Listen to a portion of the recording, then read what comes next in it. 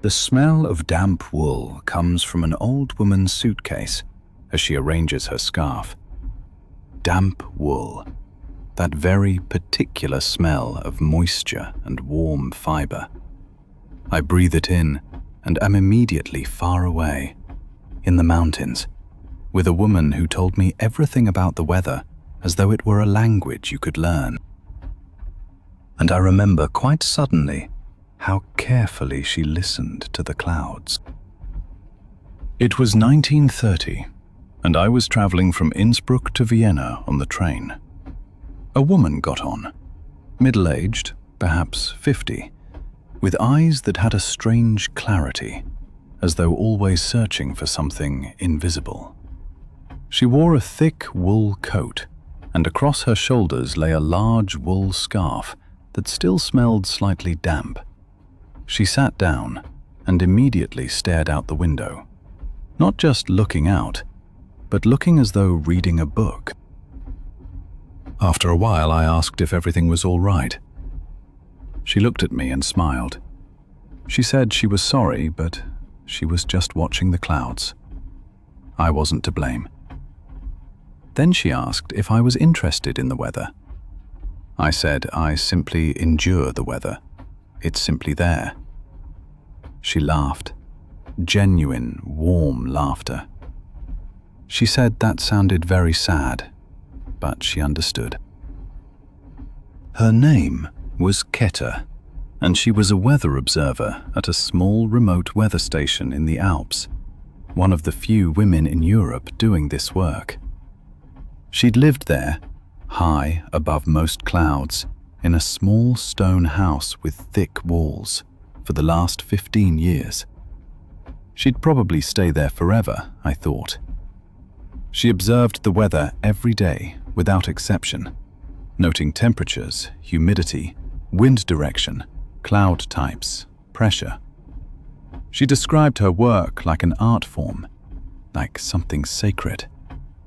She said the weather was never the same, that every day had a new story, that every day brought surprises, that the sky was an endless book you could read your whole life and never reach the end. She showed me a notebook where she'd written her observations. It wasn't a scientific notebook with numbers, though it had numbers too, but it was also full of drawings. She'd drawn the cloud formations every day. There were pages full of fine pencil lines representing what the clouds looked like. She told me the names: cirrus clouds, thin as feathers; cumulus clouds, like tree crowns; stratus clouds, flat like cloth. She said that most people didn't really see the weather, that they looked through it without noticing. They'd say, "It's cloudy," or "sunny," and that was all. But it was so superficial, so damned superficial. Like seeing a human face and only saying, "It's a face," that it has eyes and a nose. But if you really looked, if you took time, then you could see that every cloud told a story, that every cloud formation was a message. The fine cirrus clouds always came from the west, and that meant, with great reliability, that bad weather would come. Not today, not tomorrow, but the day after tomorrow, or in 3 days. But it would come. The white cumulus clouds meant it was unstable, that the air was turbulent. Thunderstorms could come, rain, wind, sudden changes. But the grey, flat stratus clouds, they meant something sad was coming, that there would be days of rain without drama, just wetness and melancholy. She spoke of her station with a tenderness that showed she loved the place. It was a small house with thick stone walls, and only she lived there year-round, and sometimes a young man, her assistant, who helped her with the precise measurements. It was lonely, yes, but it was also very quiet, and quiet was the most important thing there was. She said most people couldn't endure quiet, that they'd go mad from the silence, but she needed quiet the way other people needed water. The quiet helped her hear the weather. Yes, to hear. She said this with great seriousness, and I saw this wasn't poetry for her, but truth. The weather had a sound, a very particular rhythm, and if you listened well, if after long years you listened, you could predict what would come, could read the signs nature gave. The reason for her trip to Vienna was a conference. She was to speak there about her observations. 15 years of data from an alpine station. The other scientists all had modern instruments, but she still had only her eyes and ears and notebook. She was a bit unsure, but she also said she hoped she could show them something that the instruments couldn't show. That nature had patterns you could only see if you really looked. She described the Alps in a particular year, 1925, when there was no real winter, as though the seasons had miscalculated. The temperatures were strange, fluctuating in values she'd never recorded before. The clouds came from unexpected directions, not from the west as usual, but from the south and north at the same time. She'd known that something big, something strange, something important was happening in the world, but her measuring instruments, the modern scientific ones, hadn't recorded it exactly. The numbers had been wrong, or not wrong, but insufficient. She'd simply known, from the way the clouds moved, from her drawings, from the way the air smelled, that the world was changing, that something big was coming. She spoke about damp wool. She said you could see what the air was like from damp wool. If the wool became damp without rain falling, then the air was full of water, and rain would come. She could feel it in her whole body. She said most animals would know that too, but people had forgotten to listen to their bodies. When we arrived in Vienna, as the city became visible and the Danube gleamed silver in the sun, Keta gave me a small piece of her damp wool. She said to keep it forever, that it should be mine. She said that if I held it and it became damp, without my consciously wetting it, then I should know that the air was telling me something, that the air was bringing me messages from far-off places. She said the weather wasn't just something you endured, something you simply accepted like a burden, but that it was a complete language, a language you could learn if you were ready. The clouds were words, the rain was sentences, the wind was dialogue, and everything had to be heard and read and understood like a child learning to walk. The smell of damp wool has dissolved, mixed with the warm air of the carriage, with the smoke and human warmth. The woman opposite is folding her scarf now and putting it away carefully. I lean back in my seat and close my eyes. The train travels into the night, and I think of Ketha, high in her little house in the mountains, as she watches the stars tonight, measures the humidity, draws in her notebook. I kept Ketha's piece of wool for a long time, through many journeys, through many moves, until finally it dried out and slowly crumbled to fine dust. But I still remember the smell, that very specific smell of Alps and weather and patience. I remember how Ketha looked at the clouds, not like a scientist collecting data, but like a friend having a conversation with them, listening to them, answering them. Listen to the weather in your dreams and let it show you everything. I closed my eyes. Just for a moment, I thought. Just for a moment. But then pictures came behind my lids. Not clear pictures, just colors. Soft colors. Blue and gray and a touch of gold from the lamp in the compartment. And these colors blended into something that wasn't quite seeing any longer, and wasn't yet dream. The train traveled on, clack, clack, clack, clack. And each clack, clack was a bit further away, as though the train wasn't quite in the same space as me anymore, as though I were already half elsewhere, half in that land where tiredness lives, where everything becomes simple. An old folded map falls from a newspaper that a passenger is holding, a torn paper in yellowed creases. I recognize immediately the smell of old paper, of brown edges. It's a harmless movement, but it immediately pulls me back to 1938, to another train, where a woman beside me spread out maps as though explaining the whole world. And I remember quite suddenly how carefully she held the maps. It was the train from Leipzig to Budapest. I was sitting alone until a young woman got on, perhaps 40 years old, with eyes that were always busy, always searching for something.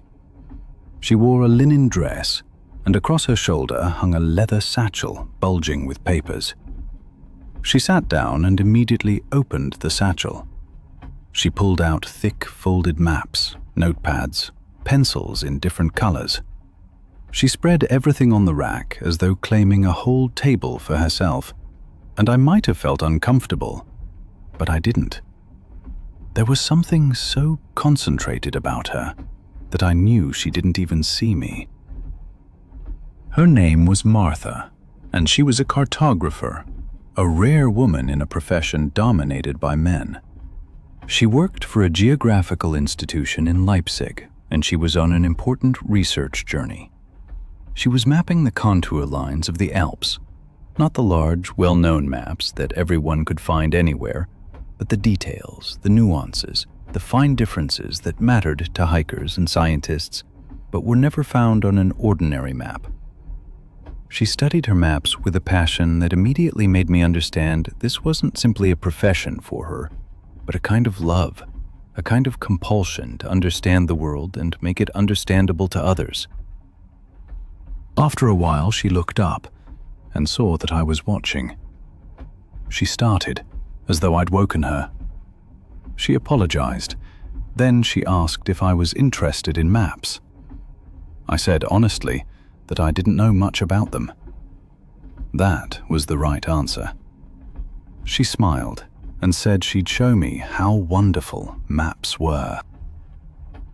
She showed me a map of the southern Alps, but not like ordinary maps. She'd painted the contour lines in fine color tones, dark blue for the deepest valleys, green for the meadows, brown for the higher peaks, white for the snow-covered summits. She explained that a good map didn't just show reality, but made it understandable. She said reality was too complicated to see directly, but people could understand a map. She told me about her work with such detail that it showed how fascinated she was. She went to the mountains in summer when the snow had melted and the landscape was readable. She brought measurement instruments with her, very old ones, theodolites from her grandfather, and notepads, many notepads. She measured heights, measured distances, noted every river, every rock important enough to remember. She imagined that someday a person would use this map so as not to get lost, so as to walk safely over a mountain, and that person had to know that the map was true.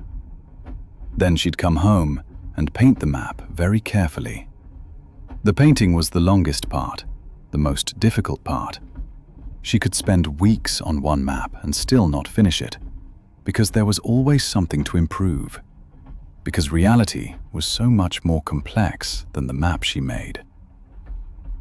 She asked me if I'd ever thought about how much reality is lost when you make a map. She said every map was a decision about what to show and what not to. A mountain on a map looks different than in reality. It's flatter, simpler. But that's not wrong. It's necessary. The art was knowing which details to keep so that the map didn't become reality, but showed it. She opened a notebook and showed me her pencil sketches from the mountains. The pencil sketches were very simple, but they showed exactly what a valley looked like from a particular perspective. She said that drawing helped her understand the landscape. If you just looked, you could easily be mistaken. But if you drew, you had to see every detail. She had to watch where the light fell, where the shadows lay, how the mountains stood in relation to each other.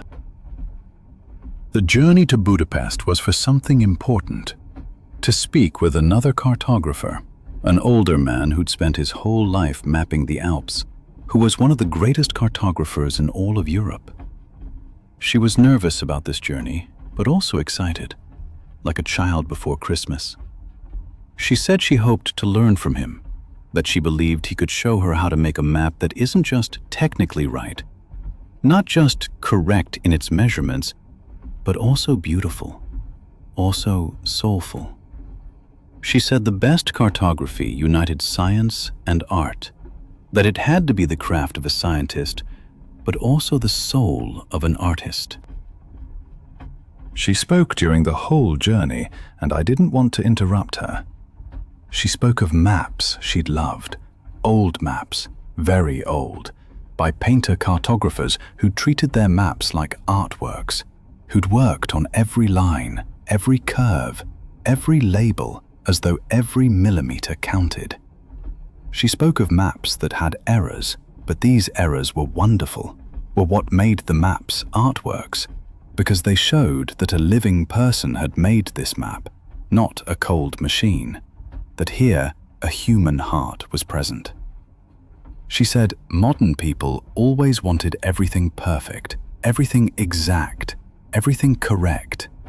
But she thought the most beautiful things in the world had errors, had small inaccuracies that gave them life. She showed me how to read a map, not just superficially, but truly, with attention. She said a map was a letter from one person to another, and you had to listen to the handwriting to understand what the cartographer wanted to say. When we arrived in Budapest, as the Danube became visible and the city spread out, Martha gave me a small sheet, a hand-drawn map of a region I didn't know, somewhere in the mountains. It wasn't perfect. There were small errors, small inaccuracies in the lines, and that was exactly what made it wonderful. She said I should keep this map always, as a reminder that the world is always bigger than what we see, that there's always more than a person can recognize, but that maps can help us understand it, or at least help us feel less lost. The map has fallen from the newspaper and lies now on the floor between the seats. The passenger picks it up, but he doesn't fold it back correctly, and it's a waste, I think, because Martha would have shown me how important it is to fold a map correctly, how the way you handle a map shows how much you respect the world. I close my eyes and imagine Martha, how she packs her maps in the satchel, how carefully she folds each one so that each crease is in the right place, how she honors the maps as though they were sacred. I still have Martha's small map. It's wrinkled now from many years, from many journeys. But when I open it, very carefully, it reminds me that there's infinitely more in the world than I ever see, more than I'll ever understand. But there are people who fight, who try to understand it all, who attempt to chart it all, to put it all into words and lines. Sleep now, and in your dreams travel over maps made only for you.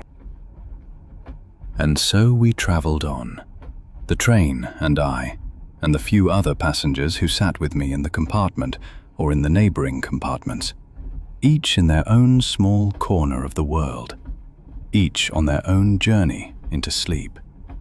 The warmth of the carriage, the quiet crackle of the heating, the clicking of the wheels on the points, all this became a shared song, a song without words, a song that carried you and soothed you and said, "You may let go now. You may rest now. The train travels on for you. Time travels on for you. The world looks after itself while you sleep."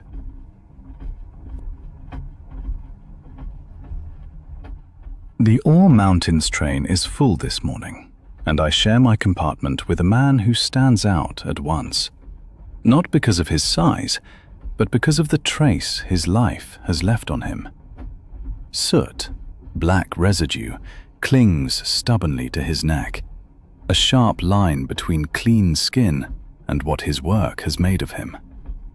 The line runs sharply, as though someone had drawn it with a ruler, clean above, dark below. He's perhaps in his late 40s, not old like me, but the skin around his eyes is prematurely burnt, tanned by something powerful. His forearms, the sleeves rolled up, are covered with burn scars, a dense pattern of encounters with flame. Not ugly, but like the handwriting of his work, written on flesh. Each scar a place where the heat came too close. "Good morning," I say, and he nods, sits down, already has a roll in his hand. He chews, looks out. I wait, but with this man I quickly notice, waiting helps. The silence is not unpleasant. The heat of his work seems still to radiate from him, even now, in the cool train compartment. Or perhaps it's just the memory of heat I smell from him. After a while, perhaps because I've simply admitted I'm looking at him, he says, "You noticed the scars?" "Yes," I answer. He nods slowly, as though he'd expect this. "I'm a blacksmith. I work in Erzgebirge.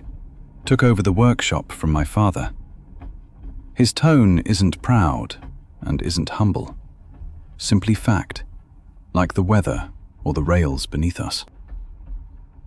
"And what's the hardest work?" I ask. Not from politeness, but because I'm really curious. Because I see someone whose whole life is written in his scars.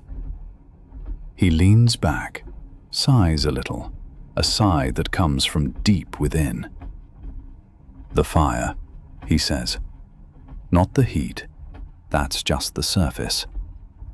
The fire, that's where the thing lies." He bites from his roll, chews thoughtfully. "You have to understand," he says then, his voice not impatient but clear. "The metal, it has to be exactly the right heat. Not too early, not too late. One moment wrong, and it's ruined. 30 years I've been doing this, and it's still a matter of timing, of feel." His hand moves, showing the movement, though it can't happen here on the train. You heat it up until it glows, white hot, until you can see the color dancing in it. Blue, red, orange, then white. Then you strike, with the hammer, with force, but not anger. Exactly right. A masterstroke, we call it. You feel it when it's right. "But," he says, and his voice grows rougher, deeper, "it's not just the technique. That's the thing with fire. It destroys and it shapes. One and the same, you see. The heat that makes the metal flexible, that can make it beautiful, the stuff that lets you create new forms, the same heat can ruin everything, can turn everything to ash. One moment wrong, and the whole piece is lost." He looks at me. His eyes are grey and very clear. "I don't know to this day," he says very calmly, "what it does more often. Whether the fire destroys more or shapes more. I've made thousands of pieces, Thousands. Good ones, bad ones. Some I'm proud of, and others... He shrugs. And in the end, I still don't know. Not sad, these words. Not bitter. Simply true. The way burn scars are true. You don't ask their meaning. They're there. They're part of you. He throws the roll paper into a bag, puts it away, settles his arms. Going too deep on you, he says, a bit of humor in his voice, as though surprised at himself. No, I say, not too deep. Just right. We're silent again. The train moves through the mountains, and the landscape is grey and yet warm at once. October in the Ore Mountains, when the leaves are falling and the heat still hangs somewhere in the air, though it's cold, though winter's already on the way. The foliage outside is brown and orange, forgotten already. I think about his fire, about the question he's asked and hasn't answered, which perhaps can't be answered, which perhaps shouldn't be answered. Fire doesn't answer questions. Fire acts. Does it destroy more or shape more? I'm too old to know. I'm too old to be able to decide. But I sit beside a man who lives his whole life in this fire, who carries the heat on his skin, who speaks with scars instead of words. And his question is like a door I don't open, but simply am grateful for. That it's there, that it was asked, that he shares it with me. Before Chemnitz, I step out. The train brakes. I hear the hiss of the brakes, and I stand up, fetch my baggage from above. The blacksmith still sits there. He looks at me, nods for a long time. Good journey, he says. You too, I answer. He's about to turn back to the window when he says something else, more to himself. The fire, it doesn't ask what it does more often. It just does both. That's the secret. That's all it does. I step out into the cold air. Behind me, the door closes. The train begins to roll, slowly, then faster. The blacksmith still sits at his window, and I imagine him continuing on to Annaberg. Imagine the question continuing with him. The question that needs no answer, because the answer lies in the work itself, in the scars, in the flames that will blaze again tomorrow. You sit by the window, hand resting lightly against the cold glass, and the train begins to slow. It's one of those small country platforms where time seems to move differently, where the world beyond the railway still believes in the things that matter. The breaking wind whispers past, and then there's nearly silence. Just the hiss of the brakes, and far off, the distant click-clack of metal on metal. But then you hear it, the whisper. It's not loud, not aggressive, but rather something fragile and fleeting, as if someone were crumpling paper very gently. Oh no, even more delicate than that, like an insect creeping across dry bark. The autumn leaves on the platform dance in the breath of the arriving train, and each one produces this tender, golden sound, a noise older than words. You don't close your eyes, but you focus entirely on how the air carries them, how they rub against one another, dry and thin after weeks in the wind, after weeks of being drawn out, prepared for precisely this moment. It carries you back, to autumns you've nearly forgotten, to autumns that feel like they happened to someone else, like another life entirely. To a day when you were small and your father took your hand to walk through the leaves, his hand large and warm and certain, and you laughed because the whisper was everywhere, under your feet, in the air, in your hair, a whole orchestra of dry leaves playing just for you. But that was different then, somehow heavier, weighted with a child's weight, living now only in your memory, growing more distant, more shadowed, like an old photograph looked at too many times.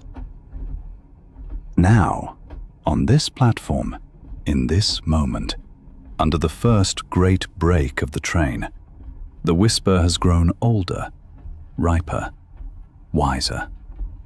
It sounds like time itself, slipping away, like the earth's own voice saying, "This too shall pass." One leaf sticks to the glass, a dark red one, almost brown, with veins still visible like dark electricity, like the veins in an old man's hand. It trembles where the wind holds it, trembling with the force of a dying bird. And its whisper is the whisper of something that has done its work, that has reached its purpose. It's ready to let go, ready to give back to the earth what the earth once gave to it. You watch the platform through the glass. It's nearly empty. Just an old woman standing there with her small case, waiting for a train that may have already come or may still arrive. And she too is watching the leaves, as if she's asking the same question you are. What more do these leaves have to tell us? The hems of her coat move gently, and all around her the leaves dance, dozens, perhaps hundreds, in an endless, imperceptible whirl, a dance only autumn knows, only autumn can choreograph. Each leaf has its own voice, its own path to the ground, and together they create a whisper, an ancient whisper, a song from 1,000 throats that says, "The year is ending. All that begins must also end." Autumn takes what remains and turns it to earth, turns it to ground, turns it into what new things will grow from. The light here is strange, almost supernatural. It's the dusk of an autumn afternoon, that famous hour when darkness comes early and the sun approaches from only one side, lighting the leaves from beneath, turning them into flames. The colors intensify once more, turning gold and red before the night extinguishes them, before they vanish into darkness. The whisper grows louder. Or no, you perceive it more clearly, you focus on it, because your ear has learned to search for it, because it's become the most important music there is. It's as if the train itself pauses to listen, as if the whole world stops to hear the leaves perform their final symphony, their farewell, their song of thanks for a year beneath the sun. One leaf reaches over the platform's edge, large, yellow-green, almost still alive, and its whisper is a bit louder than the others. It whispers with force, with reluctance. It seems to fight, to resist, unwilling to crumble like the others, not ready to make this journey. You like this leaf. It has stubbornness, defiance, a sort of respectable rebellion, something brave. It doesn't just whisper, it protests with every sound. It says, "I'm not finished yet. I'm not ready." The wind eventually takes it, carries it off, spins it, tosses it about, and its protest fades slowly, grows weaker. The rebellion ebbs as it joins the whirl of all the other leaves, becomes one with them, becomes part of the great chorus. You notice that you can breathe more deeply now, that your breathing has slowed, that you've synchronized with the rhythm of the whisper.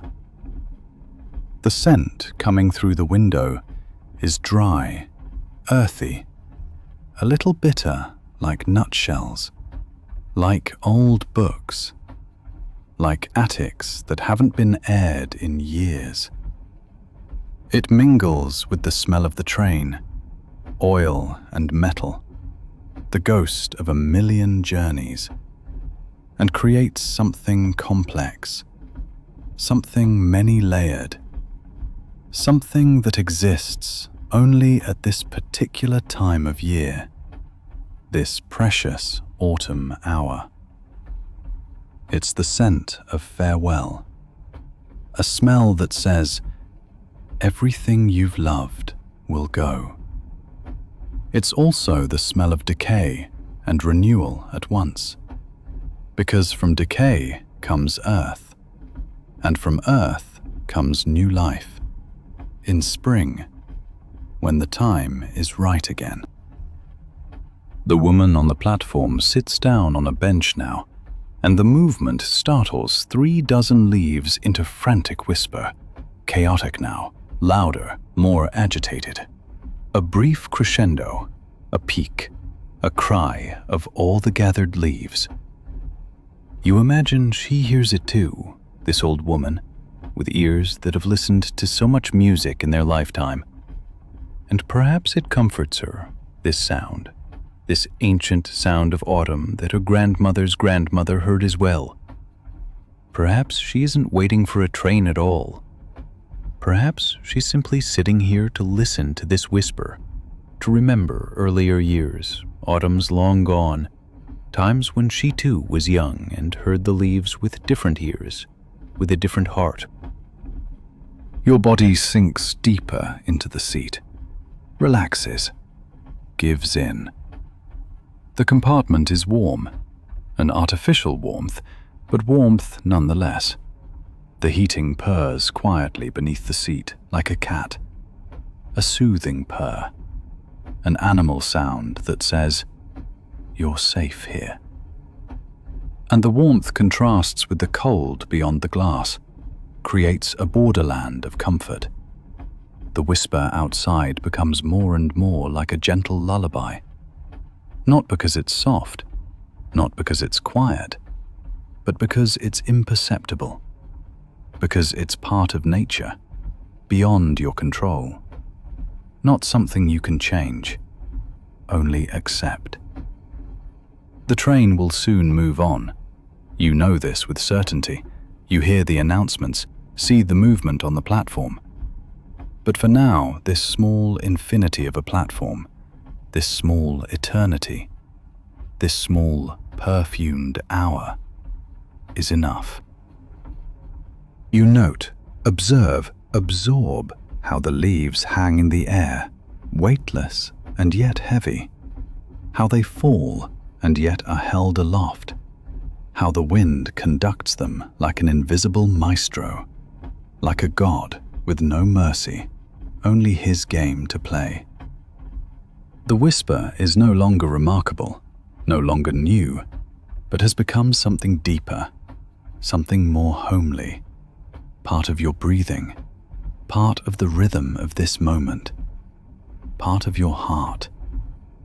With every frequency, it tells you, everything falls, everything dissolves, nothing remains, everything ends.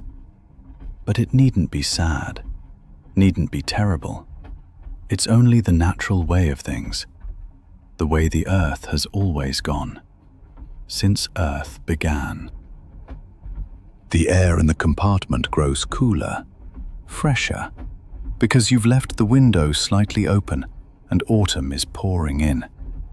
And the whisper comes closer, becomes more physical, becomes something you can feel, not just hear, but feel on your skin. Feel as vibration, as energy. You can almost feel the leaves landing on the glass, tiny light impacts, almost like fingertips, almost like a pulse. The pulse of autumn, the pulse of nature. Your own pulse slows, synchronizes with the rhythm of the whisper. Your breath grows quieter, becomes part of the whole, and the whisper becomes the center of the world. the only place your attention flows, the only point that matters.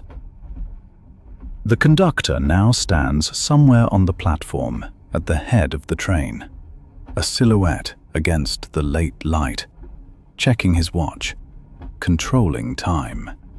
His time, not the time of the leaves, not nature's time, but mechanical time, railway time. The old woman rises slowly, painfully, gathering her small case, turns once more to look at the leaves, as if to say goodbye, preparing to board, to leave, to return to her life. But the leaves dance on, careless of schedules and timetables, unconcerned with the world of humans forever rushing, forever hurrying.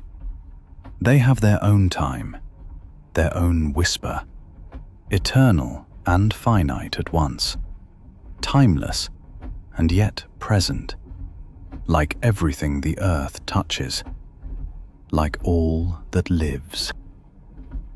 The whisper grows quieter now, slower, softer, sleepier, as if the world itself were drifting off, as if autumn were growing tired of its game.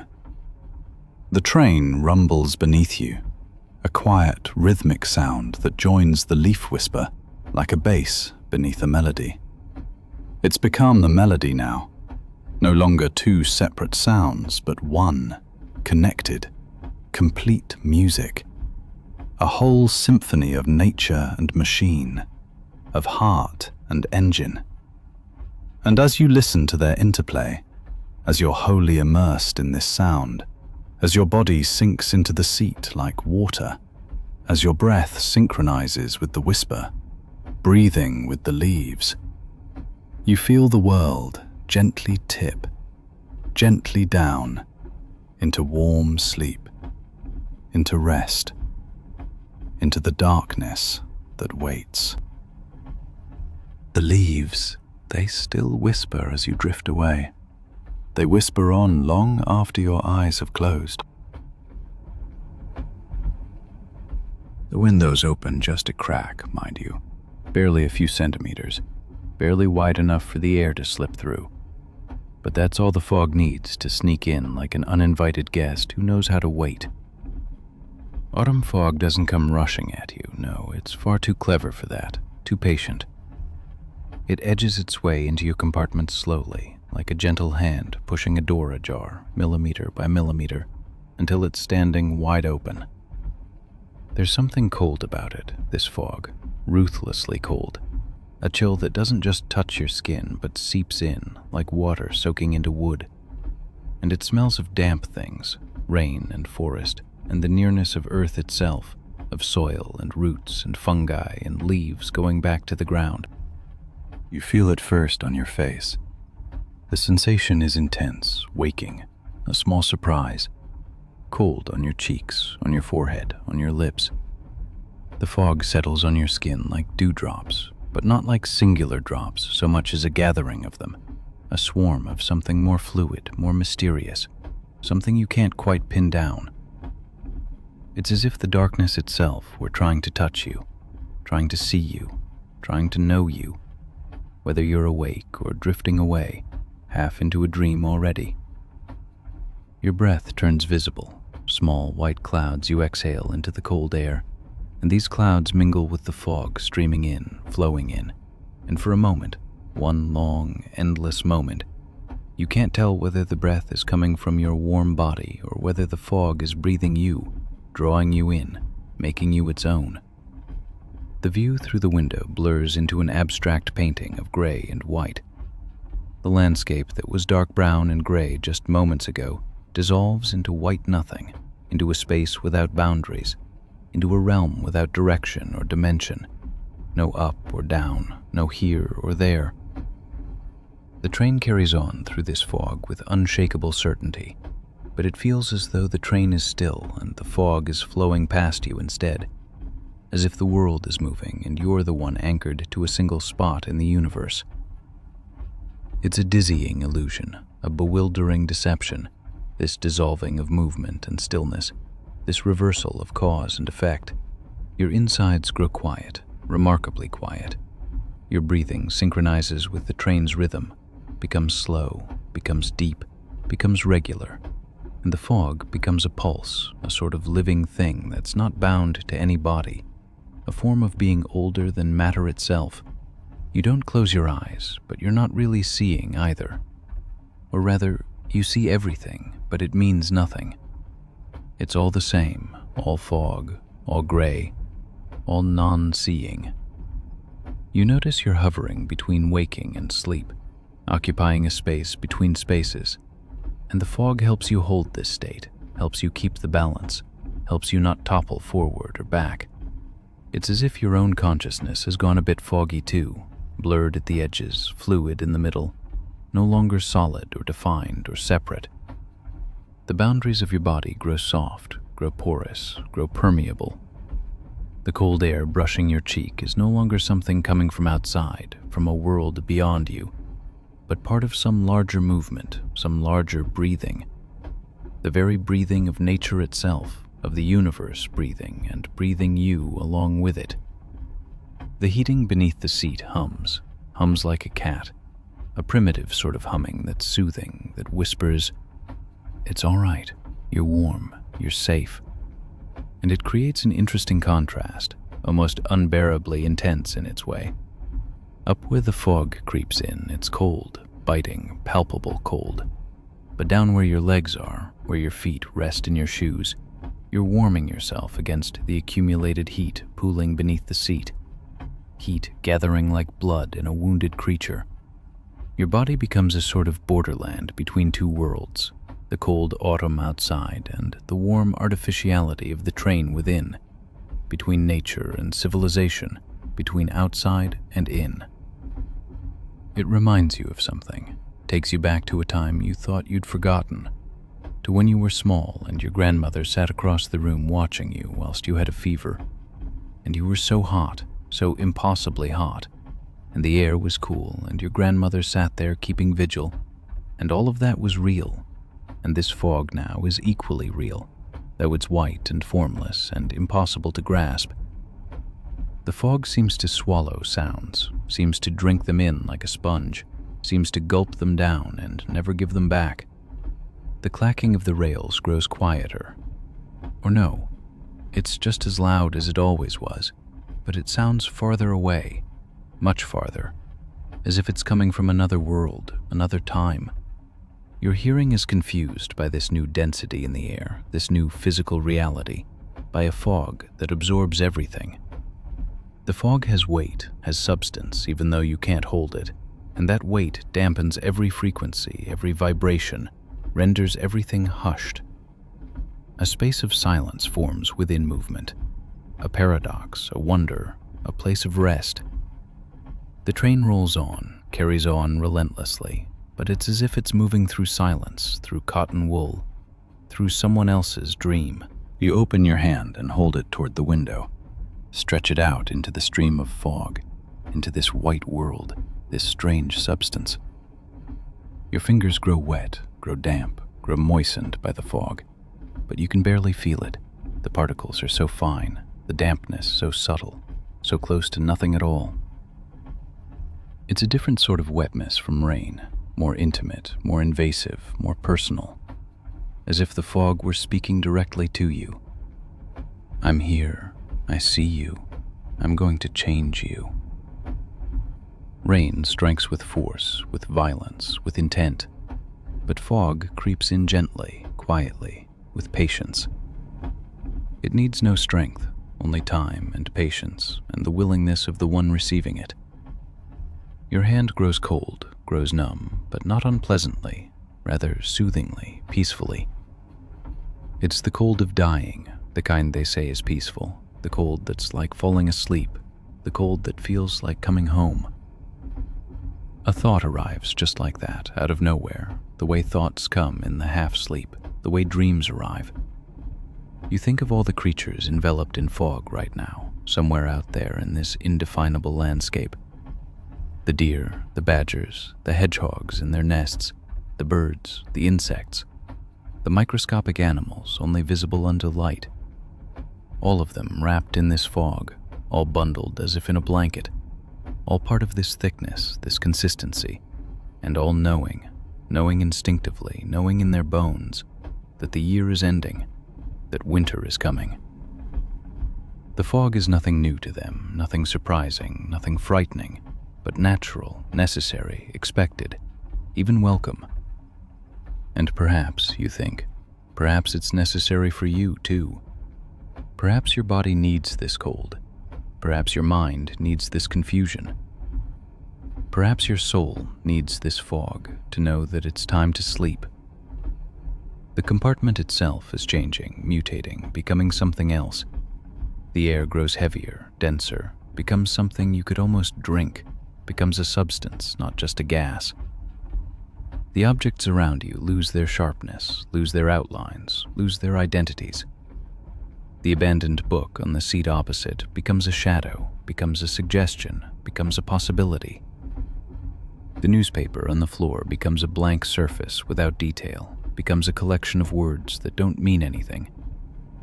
The fog softens the world, strips away the aggression of forms and colors, makes everything the same, makes everything its own color.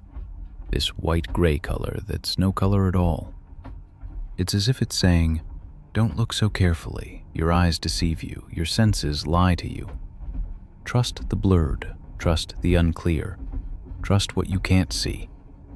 Let yourself drift with the uncertainty, let yourself float like a leaf on the wind. Your own thoughts grow foggy too, grow blurred, grow ambiguous, become shadows of thoughts. You can't think with clarity anymore, but that's all right, more than all right, it's necessary. You don't always need clarity, not always order, not always truth. Sometimes the hazy is nearer to truth than any sharp edge, any clear line of thinking. The fog draws you closer to the deepest sleep, to the place where dreams begin, to the place where the line between reality and dream dissolves. You notice you're not shivering anymore, not cold, not bothered by the chill. It's part of you now, it's soaked into you. You and the fog are becoming one, and there's no boundary left between you. The window's fogging over now, clouding with fine water droplets on the inside, with countless tiny beads covering the glass like a gathering of insects. The fog has broken through the boundary, has overcome the barrier, has not only crept into your compartment, but laid itself across the glass itself, claimed it as its own. It's as if the outside world is trying to seep into your dreams, trying to alter your thoughts, or as if your dreams are trying to press outward into the outside world, trying to take physical form. The separation between inside and outside grows thinner and thinner, more and more permeable, becomes a line, becomes a breath, becomes nothing at all. You find your breath slowing, growing shallow, then deeper, becoming rhythmic, synchronizing with the streaming fog. Your breathing finding the same frequency as the fog itself. A long, cold breath drifts in, enters your nose, your lungs, your heart, and you exhale it warm, change it with your body heat, make it part of you, only to breathe it in again, colder now, transformed, no longer the same fog, but a mixture. It's a cycle, a conversation between you and the autumn, a dialogue between human and nature, an exchange of gases and feelings. The fog seems to listen to you, seems to pay you attention, seems to understand that you're ready to let go, ready to move on, ready to sleep, that the darkness outside and the darkness within you are the same thing, that there's no difference between them. Time becomes gelatinous, becomes something that flows but has no direction, becomes something formless. You no longer know how long the window's been open, how long the fog's been creeping in, how long you've been sitting here allowing it all to happen. It could be minutes, could be hours, could be an entire eternity, and you wouldn't know, wouldn't feel it. The fog makes time irrelevant, makes the clock meaningless, turns it into a question without an answer. a question that shouldn't even be asked. You're drifting in this nothing, this white, this space beyond space. And it's perfect. It's absolute. It's enough. It's more than enough. The world outside no longer exists. Only this cold, damp breath, this autumn whisper, telling you that you're never alone, that you're surrounded by millions of things, that autumn has taken you in its arms and held you and soothed you. And slowly, without noticing, your head tilts to the side, droops like an old flower losing its strength. The muscles give way, soft as butter. The tension falls away. The effort fades. The fog grows dark around you. Or no, you grow dark. It doesn't matter. It's not important who grows dark, where the darkness comes from. Everything becomes one. Everything becomes a single substance, gray and white and warm, in a dream that's nearer to truth than waking, that's more real than reality itself. The fog drifts on, carries you with it, quiet, gentle, unstoppable. Dusk comes early in autumn, arrives by 4 or 5 o'clock, long before the real night sets in, long before the stars come out, and rain arrives with it, coming from the clouds, falling from above, arriving from a distance that has no boundary. It's not dramatic, this rain, not wild, not the sort of violent summer thunderstorm that tears everything apart, not the aggressive sort of downpour that churns the earth, but something gentle, persistent, steady, a tapping that looks like patience, sounds like patience, is patience itself made manifest. You notice it first as a rhythmic tip, tip, tip against the window beside you, a sound that's regular and yet not regular, something that draws your attention gently, the way an old hand might touch you, the way an old voice might whisper your name. The rain is cold, carries a chill that says winter's coming. It's a warning and an invitation all at once. The drops are small, tiny, so small you can barely make out individual ones, and they patter against the glass without any urgency, without haste, patter gently, unhurriedly. It's as if each single drop were saying, "Do you see me? Do you recognize me? Am I important?" And then the next one, and the next, and the next, on and on, until it's a choir, a mighty chorus of millions of tiny voices, all saying, "We're still here. We're always here. We won't disappear. We'll keep you company all the way to sleep." The rhythm isn't perfect, isn't mechanical, not like a machine, but organic, alive, human, like the pulse of a sleeping animal, like the heartbeat of a mother rocking her child. Sometimes the drops quicken, then slow, then quicken again, in rhythm with the wind, in nature's rhythm, and you feel your own heart synchronizing with this rain, becoming breathless with it, adjusting its beat to this one, becoming one with the rain itself. You watch the droplets, trace their paths as they slide down the pane.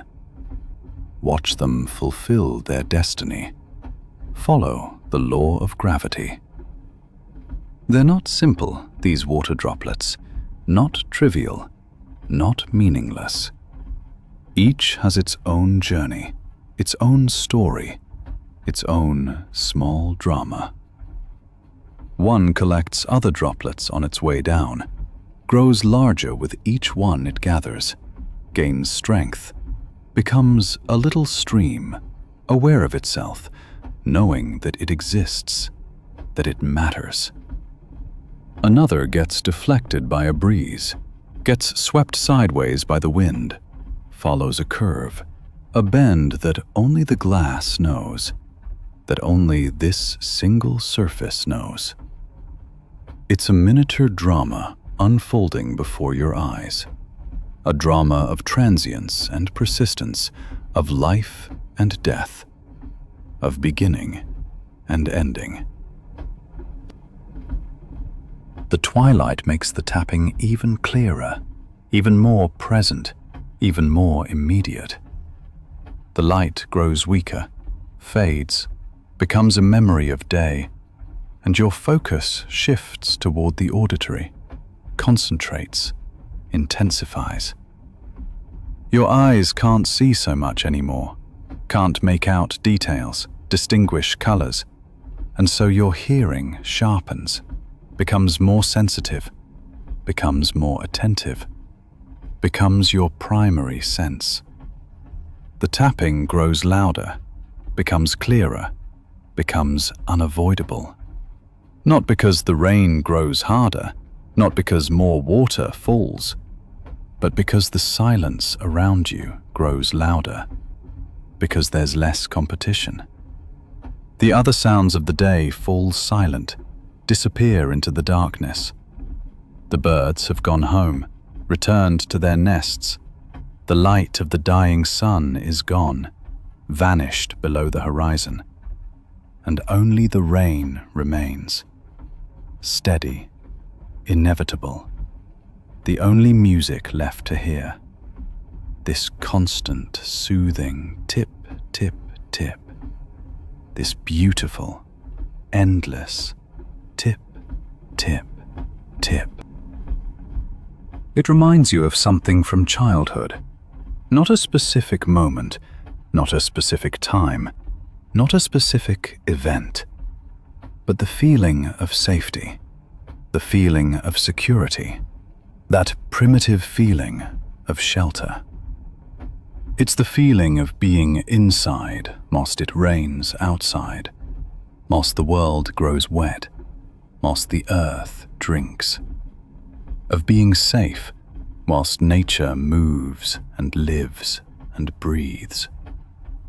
It's an ancient feeling, deep in your bones, deep in your DNA, that knows there are roofs, knows there are walls, knows there are places where you're dry, where you're warm, where you're protected. And yet, even as you enjoy this sense of shelter, you also feel the pull of the rain. Feel it calling to you. Feel your inner child whispering, "Come outside and play. Become part of nature. Forget this artificial warmth. Come out into the rain." The window ledge beside you has grown wet, saturated, drenched with water. The rain's coming from the left, slanting, so it manages to reach under the small overhang of the train, into this protected space, this little niche, this microcosm. A small puddle gathers on the surface, grows larger, becomes an ocean, if you're as small as an ant. The water is cold, a cold that bites, so cold it almost hurts to dip your fingers into it, to feel that chill on your skin. But it's a good pain, a meaningful pain, a pain that wakes you, that pulls you from the half-sleep, that tells you you're still alive, you still exist, you're still real. Tells you that you're real, that the world is real, that this moment is not a dream, but life, pure life, unfiltered life. The compartment itself is being transformed by the rain, being remade, becoming something else. The air grows damper, denser, becomes a substance you could almost drink, and your body adjusts, adapts like a plant turning toward the light, breathing differently, deeper, slower, moving differently, moving less, moving more easily. The upholstery of the seats absorbs the smell of the rain, takes in that scent of water and earth, mixes it with the smell of cloth, with the smell of plastic, with the smell of age, with the smell of years. Years of trains, years of carrying people. It's not unpleasant, this smell. Not nasty, not repellent, but familiar. Familiar as the hand of an old friend. Familiar as home, as shelter. The rain transforms the train into a place of transition, into a magical space between outside and inside, between wet and dry, between nature and civilization, between outside and in. Your breathing grows shallower, slower, deeper, finds the rhythm of the rain. You notice you've sunk into a state of relaxation, that you're no longer struggling against the night, against the darkness, against tiredness. Your shoulders sink like a tree bending to the wind. Your hands rest on your thighs, relaxed, open. The rain is the best music for relaxation, the best hypnotist, the best teacher of peace. It asks nothing of you except to listen, except to be present, except to exist. It doesn't ask you to speak to it, to understand it, to recognize it, only to be there and listen, whilst it sings its song, whilst it tells you that everything passes, everything falls, everything can sleep. The colors outside shift to dark blue, become almost black, then dark gray, then white again, then black, in a constant exchange.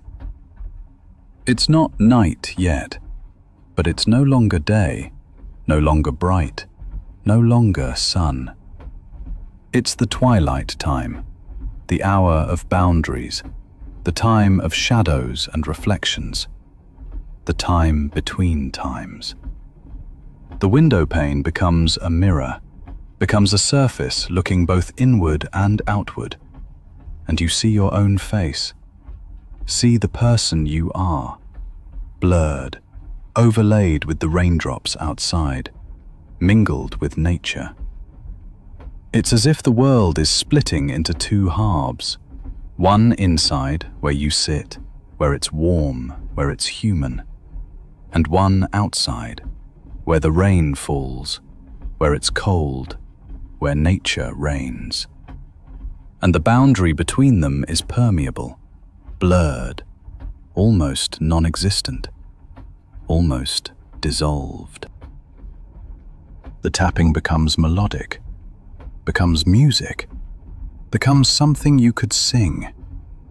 The individual drops are no longer just random sounds, but a pattern, a rhythm that repeats, that develops, that changes. Tip, tip, pause. Tip, tip, tip, pause. Tip, tip, tip, tip, pause. Tip, tip, tip, tip. It's as if the rain is telling you a story, teaching you a very old story, a story as ancient as the world, a story only rain can tell, that only water knows. It's the story of water falling from the sky, of earth that drinks, of decay and rebirth, of cycles, of eternal cycles that never end, that always continue, of birth and death and rebirth. You notice your eyes growing heavy, your eyelids growing heavy, it taking effort to keep them open. Not because you're tired with ordinary tiredness, not because your body is exhausted, but because the twilight makes them heavy, because the light is fading, because your body knows, because physiology knows that it's time to sleep, that the day is over, that night is coming. The rain is your lullaby, is the song your mother would have sung to you, is the ancient song of all mothers. And the darkness is your blanket, is what keeps you warm, what protects you. You can feel it, can sense it in your body, how your body is beginning to sink, how your spine is relaxing, how the train beneath you is becoming a bed, a soft, supportive, safe bed, a nest into which you can lie. The tapping at the window grows quieter in your awareness, becomes softer, grows more distant. Not because it's actually quieter in the physical world, but because you're wandering deeper, deeper into yourself, deeper into the darkness, deeper into sleep. The rain is still there, is present, will always be there, will be eternal. But it's now part of your dream, part of the boundary between waking and sleeping, part of the transition. It's no longer tapping against the pane, no longer against the glass, but tapping directly on your mind, gently, invitingly, with a sort of love, telling you, come with me, come, drift with me into sleep, into rest, into night, into darkness, into dream. The rain taps on, tapping you into a warm, damp dream that smells of earth and hope. After an hour of rain, after hours of tapping and waiting and soaking through, the landscape opens up. The train passes through a forest, drives into the woods as if entering the mouth of some great animal. And with every meter you travel, the scent grows stronger, grows more intense, becomes impossible to ignore. It doesn't come suddenly, not like a blow, but creeps in gradually, is a scent that crawls into your compartment like morning dew, settles into the fabric of your clothes, makes itself at home and won't let go. It's come to visit, and it's not leaving. The scent of damp earth, of rain-soaked forest, is older than time, older than people, older than language, older than consciousness itself. It's the scent of the earth breathing, living, existing in this dimension, speaking to you. You feel it first in your nose, sense it as a physical impression, a stimulus, but very soon after you feel it in your whole body, in your bones, in your lungs, in your heart. It's as if this scent doesn't just enter through your nostrils, through that small opening, but also through your skin, your pores, your ears, through every open place in your body, through the gaps where boundaries have dissolved. The scent is green. If green were a scent, it would be this one. Green as chlorophyll, as the soul of plants, as life itself. It's also brown, dark brown like earth, like humus, like the remains, like all the things that have died and been returned to the soil, become ground, become life again. It's a rich scent, no simple fragrance, not pure, but a whole symphony of aromas, an entire opera of smells, a complete orchestra of scents playing together. You recognize the moisture itself, the water that fell from the sky mere hours ago, penetrating the earth, soaking through everything, releasing all the scents that are normally hidden, sealed away beneath the dry crust. There's a hint of decay in this scent, of leaves falling apart, of dead leaves returning to the earth, of wood slowly becoming dust, of great trees quietly dying, of processes that unfold over years.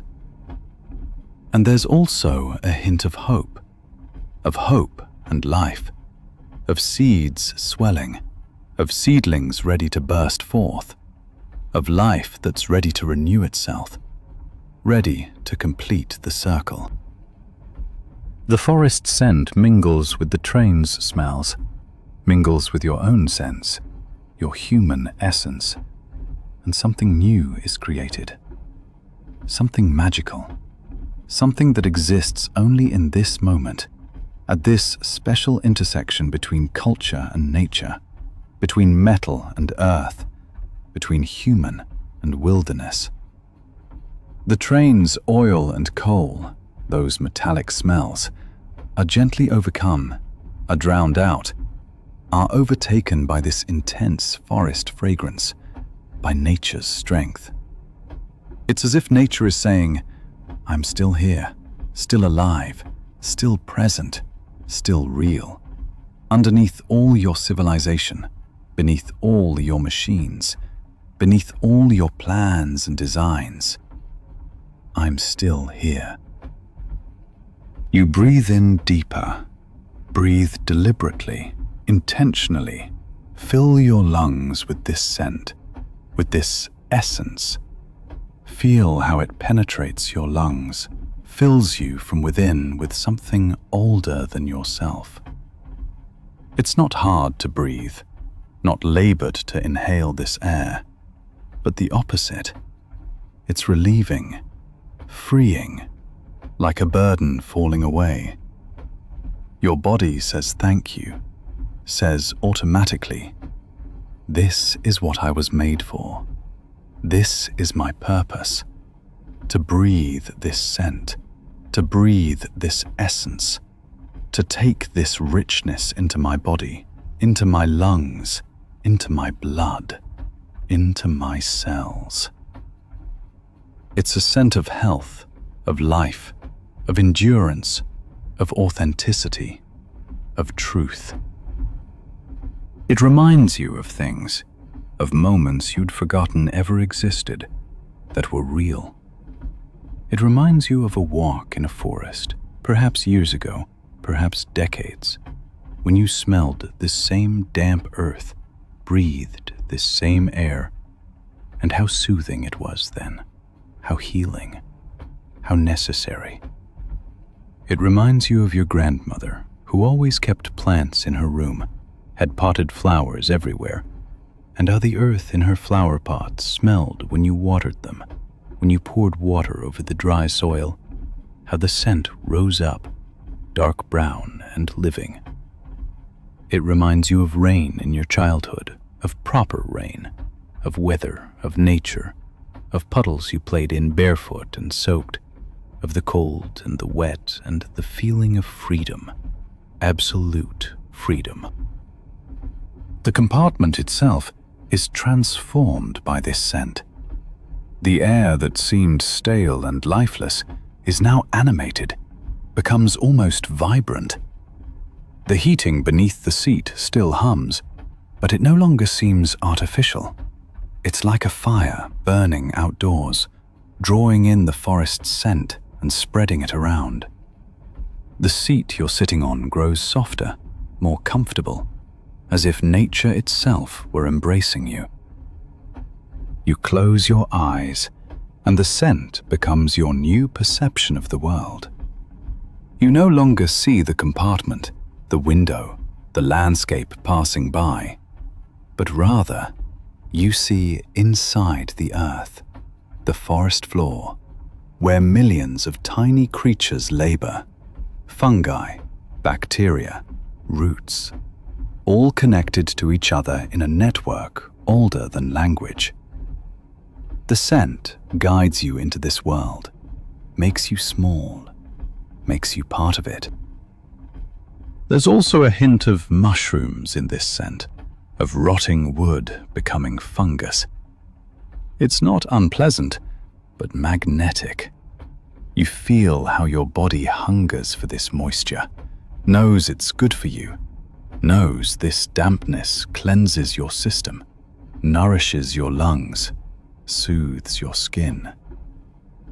Autumn is the time of mushrooms, the time of decay, the time when the earth eats itself to be born again. Your breathing slows, deepens, becomes more complete. With each breath you draw, you take more of this scent into yourself. It's no longer just a scent, but part of you, part of your body's chemistry, part of who you are. The boundary between you and nature grows thinner and thinner.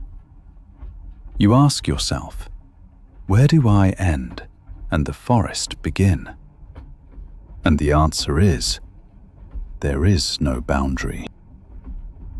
The light in the compartment becomes blue-gray, becomes a color that's not quite color, becomes the essence of twilight.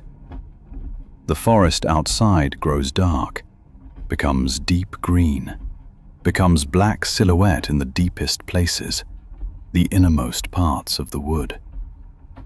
The sun is gone beyond the hills now, gone for the day, vanished, and only the lingering warmth of its light filters through the trees, breaks through the needles and leaves. The scent grows more intense in this light, becomes amplified, becomes the only reality. Or no, the scent remains the same, but your perception grows more intense, more concentrated, absolute. You've become more sensitive, more open to truth, more vulnerable to beauty. You notice your body has grown very warm, almost hot, even though it's cold outside, even though the autumn night is cold, even though the forest breathes cold air. The heating is doing its work, functioning, humming. But the scent warms you too, makes you warm from within, warms your spirit, warms your heart, makes you alive from the inside. It's a pleasant warmth, a healing warmth, a warmth that says, you're safe, you're cared for, you're home, you're part of something greater. The forest surrounding you is not hostile, not threatening, but welcoming, open to you. It knows you. Your blood knows it. It's known you before, long before you were born, in another life, in another time. The scent changes now slightly, grows less intense, becomes gentler. Or perhaps your sense of smell is satiated, has taken in enough, cannot absorb more, is full of this knowledge. It's as if the forest is speaking to you, whispering, you have enough. It's time to sleep, time to rest, time to let yourself fall. Your body agrees at once, agrees willfully, without resistance, without struggle, without question. Your eyes, which you've closed, grow heavier still, drawn shut more firmly, as if a hand is closing them. Your thoughts grow hazy, blur together with the scent, mix with this forest air, become part of the forest that continues on.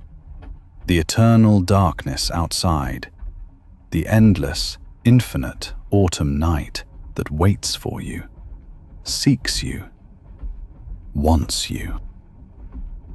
The scent stays with you, breathes with you, beats your heart in rhythm with the sleeping earth. It comes from far away, comes from somewhere so distant that at first you're not quite sure you're really hearing it, or whether it's your mind imagining it, inventing it.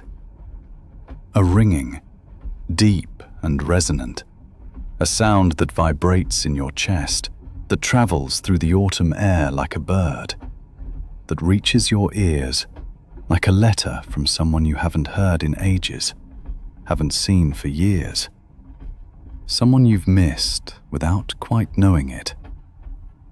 It's the ringing of a village church bell, the sound of bronze or silver, probably from the far side of the forest, perhaps even farther away, beyond the edges of this world, beyond the boundaries on the map, from another dimension altogether.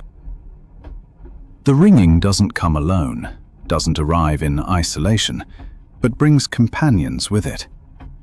After the first deep note, after this opening, comes a second, then a third, then a pause, then a fourth.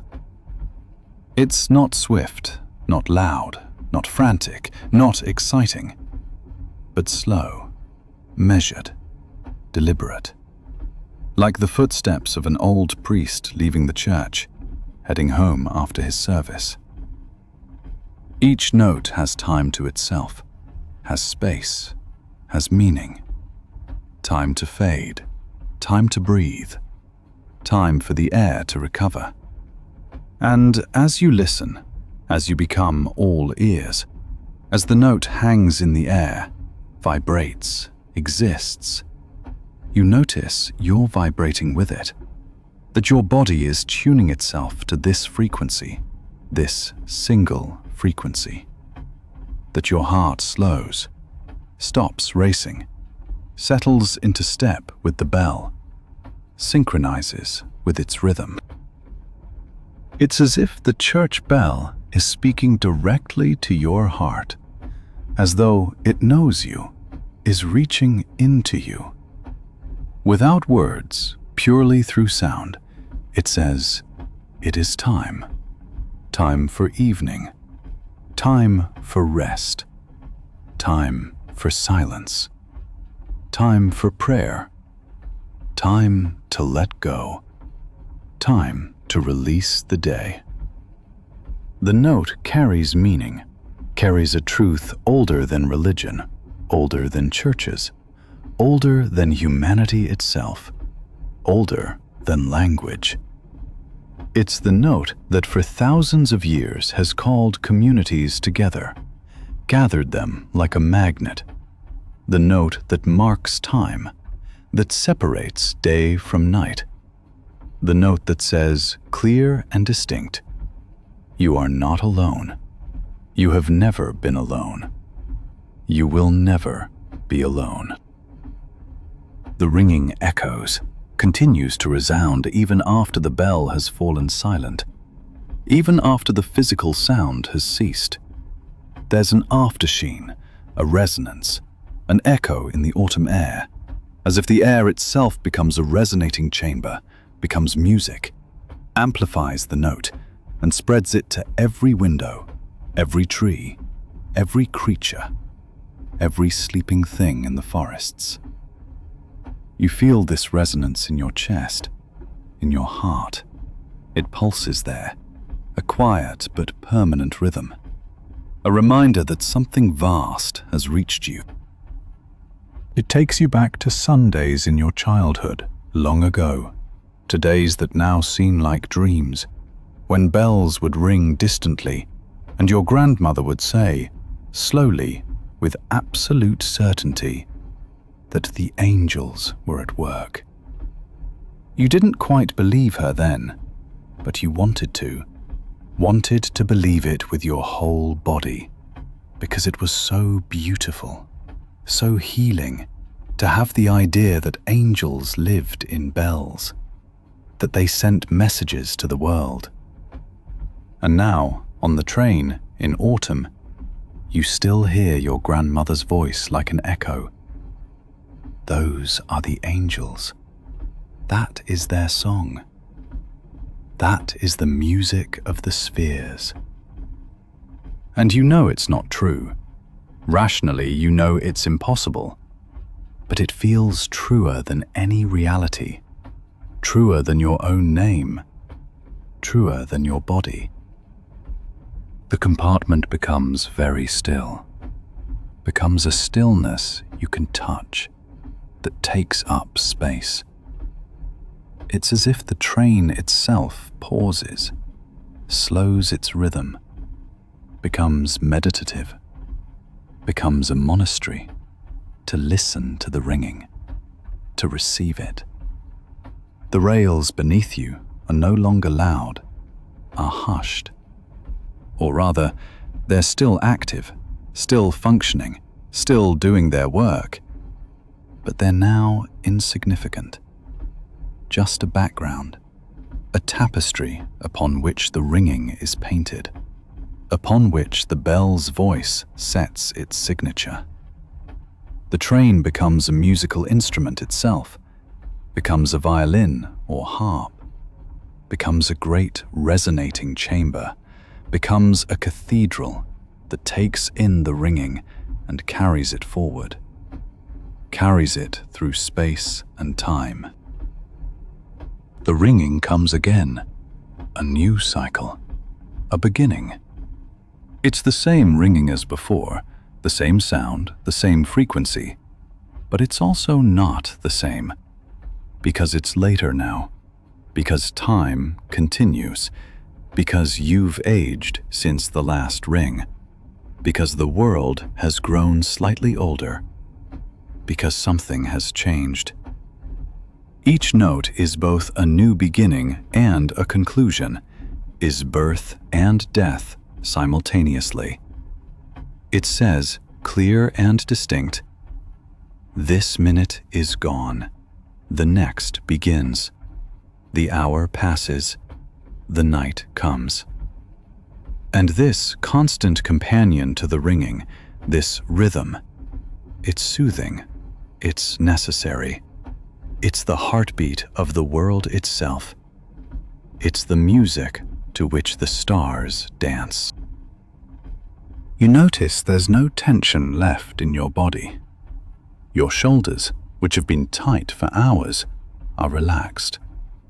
Your hands, which had been clenched into fists, are now open, resting flat on your thighs. The sound of the bell has loosened your muscles, commanded you, let go. Everything is all right. The church is watching over you. The heavens are watching over you. There is nothing to fear. The autumn evening deepens. The colors that were gray are now dark, dark brown, almost black. And in this darkness, the ringing of the bell becomes even clearer, even more present. It's as if the darkness amplifies the sound, as if it makes room for the ringing, as if it's saying, this is what matters now. This is what touches you. The train carries on through the darkness, and the ringing travels with you, leads you, guides you. There's a depth to this note that's infinite.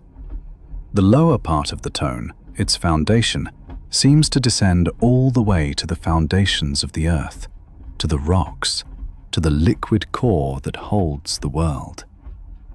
The upper part of the tone, its overtones, soar upward toward the sky, toward the starless night. The note connects heaven and earth, connects you to everything.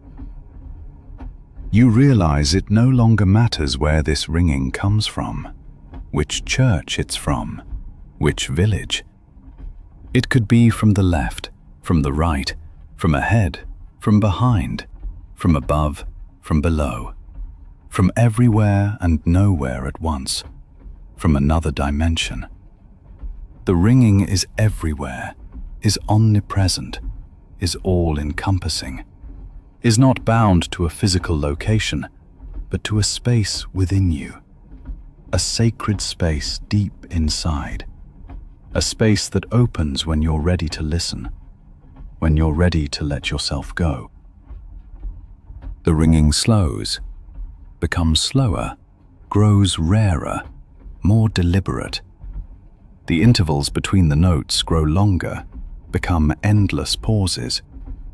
It's as if the bell is growing weary, as if the energy is leaving it, as if it too is falling asleep, tired from ringing, tired from its task, as if it's telling you, it is time for me to go, to rest, to fall silent. Time for you to go as well, to sleep, to rest. The last note holds and holds and holds, seems to last forever. And you don't know if it really does last that long, if physics makes it last, or if your mind extends it, your heart stretches it, because your mind won't let it go, because you're not quite ready to release it. The resonance of the last note grows fainter and fainter, becomes finer, becomes dust, becomes nothing, until it's indistinguishable from silence itself, until it becomes one with the quiet. There's a moment, a perfect moment, where it's impossible to say where the ringing ends and the silence begins, where the boundaries dissolve, where there's no separation. And in that moment, in that space between sound and silence, in that borderland, in that sacred space, you see your own face, see yourself from outside. It's the face of a sleeping person, a face that's peaceful, that's alive, that's neither old nor young, just peaceful, part of the great silence, one with the ringing, one with the night. The ringing stays with you, an echo in your dream, a memory of something you will never lose. Settle back now. You're going to hear a story today about the hands of a woman who transforms snowflakes into lace patterns. Imagine it's deep winter and you're sitting on a train passing through the Erzgebirge. Outside, snow lies across the dark hillsides and the lights of the small villages twinkle like Christmas ornaments in the night. The woman you're listening to today is called Marguerite, and she's a lace maker just as her mother was, and her mother's mother before her.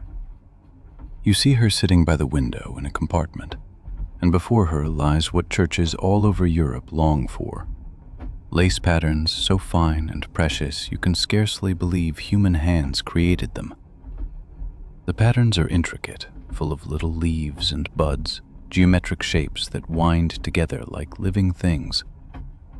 Marguerite sits there with her bobbins in her hands, and as the train carries her toward Annaberg Buchholz, she continues working as if there were no distinction between workshop and carriage. You can imagine how the wooden bobbins sing in her fingers, a fine clicking that mingles with the rhythm of the rails. The bobbin in her hand turns, winds the delicate thread back and forth. The material she uses is not simple, cotton so thin it glows in the light. Every thread must go in the right place. Every crossing must be perfect, where the entire pattern collapses like a dream upon waking. Marguerite looks at you and smiles. She has well-worked hands with deep furrows in the palms where the bobbins rest. The fingers are visibly hardened, yet not without a certain tenderness. She shows you the lace she's working on.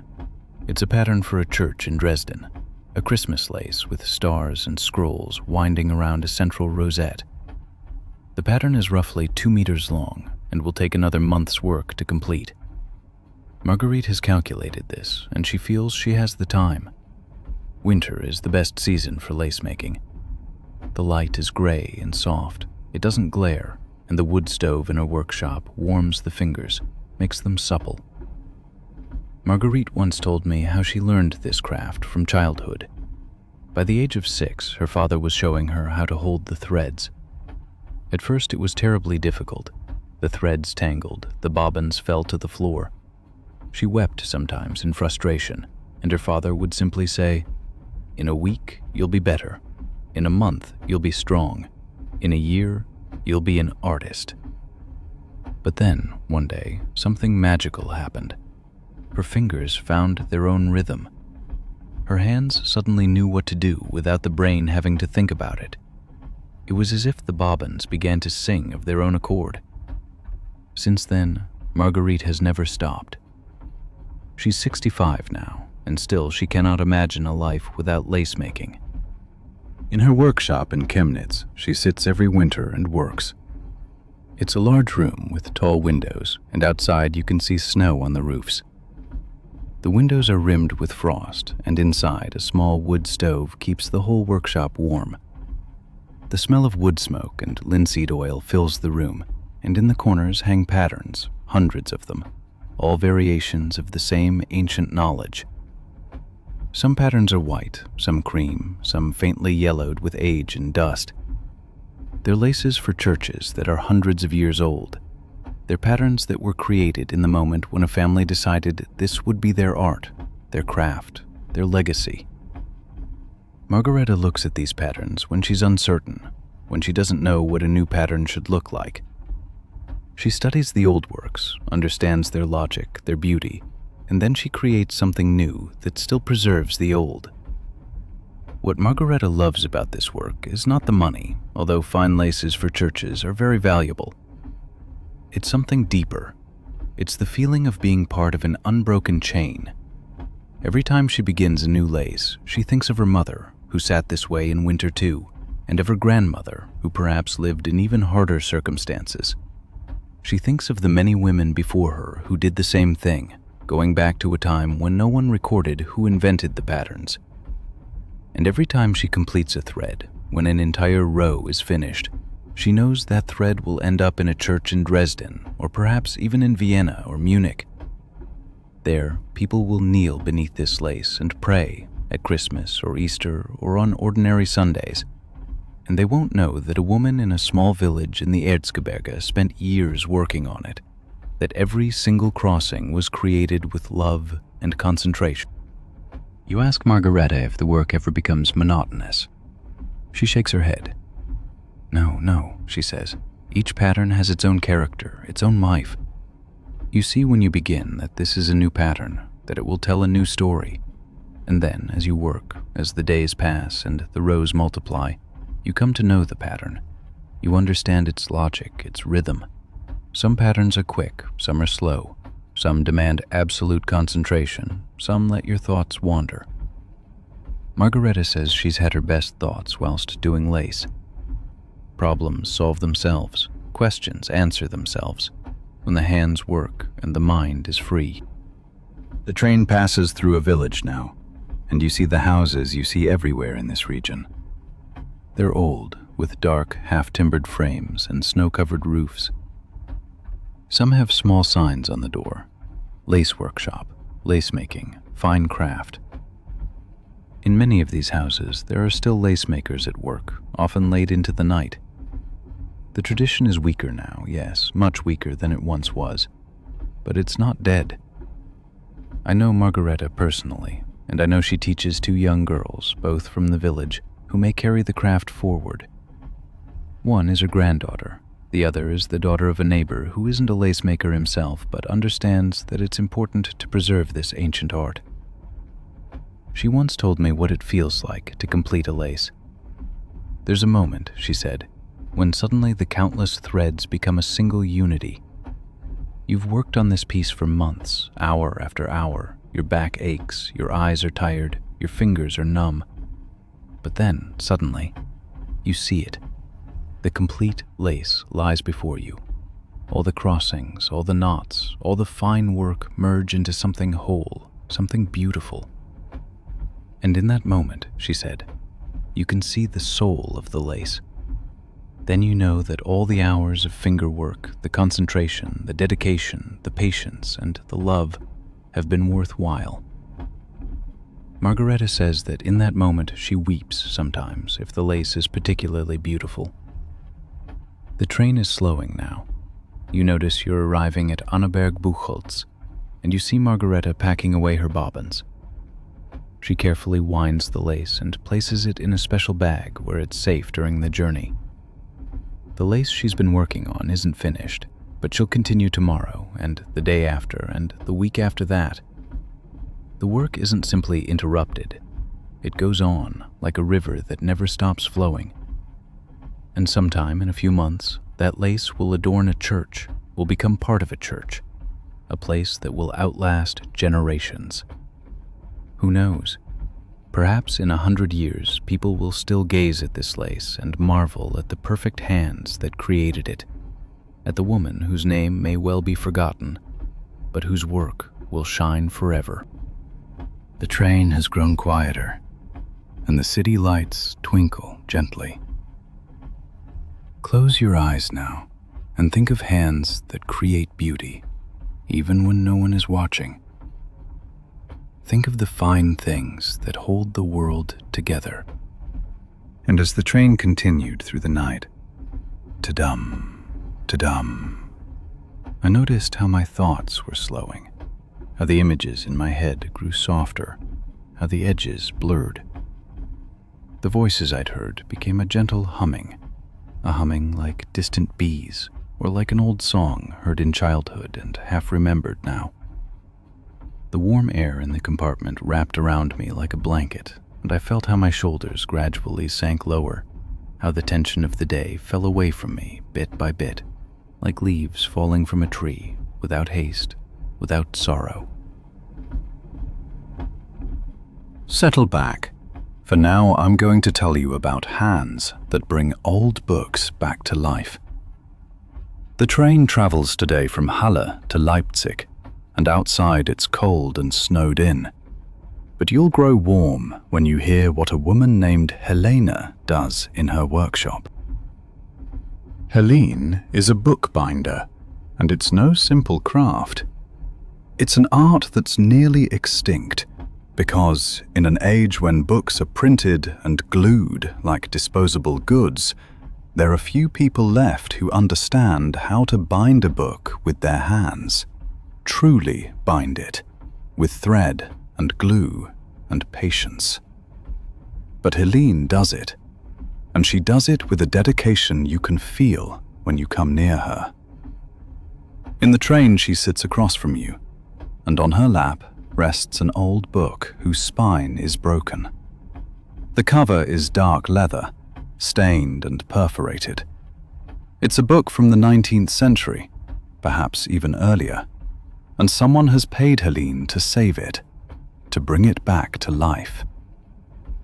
She shows you the book, and as she carefully places it in your lap, she tells you about her work. Restoration begins with an analysis, she says, with a careful, loving examination. You must know how the book was originally bound, what materials were used, how the cords run through that hold the pages together. You must understand who made it, in what time, with what intention. This isn't simple, especially when the damage is severe, when it looks as though the book is lost forever. In such cases, she must remake the cords entirely, must remove old threads, thread new ones, all by hand, all with care. It's like heart surgery on a living creature, Helene says, and it requires the same precaution, the same love. She uses different sorts of adhesive depending on what material she's repairing. For paper, she uses a special paste. For leather, another. The colors and consistencies must be right, or you do more harm than good. Helene has a feeling for these things, a feeling that develops only through decades of work. Her hands know what's right and what isn't, without much deliberation. Helene works in Leipzig, in an old house near the Augustusplatz, in a room that smells today as it must have 100 years ago. Her workshop is full of colors and odors that transport you instantly to another world. A world where time moves more slowly. There are the smells of old paper, of linseed oil and leather, of glue and gum, and beneath it all, a fine, dusty scent, as if time itself had a perfume. Hanging on the wall are tools, pincers, bone folders, long flat knives with silver blades, all worn from use, all bearing witness to having been in many hands. On the large wooden table lie open books, whose pages are in various stages of repair. Some are only partially visible, wrapped round with paper strips and linen threads, like a patient in hospital, where healing takes place slowly. The wood stove in the corner burns, and the snow at the windows melts gradually in the heat. When Helene works, she wears an apron of thick cotton, already splashed hundreds of times with glue and color and water, an apron that looks like a work of art from all the spots. Her fingers are strong and dexterous, slightly curved from decades of labor, and when she sets her knife to sever old cords, to smooth leather, you see that this is a woman who trusts herself, who knows her tools as a mother knows her children. The craft of bookbinding is, as Helene explains to you, not merely a matter of technique. It's also a question of knowledge, of intuition, of love for tradition. You must know the history of books, must understand that each book is a window onto a particular time, a particular culture, a particular craftsmanship.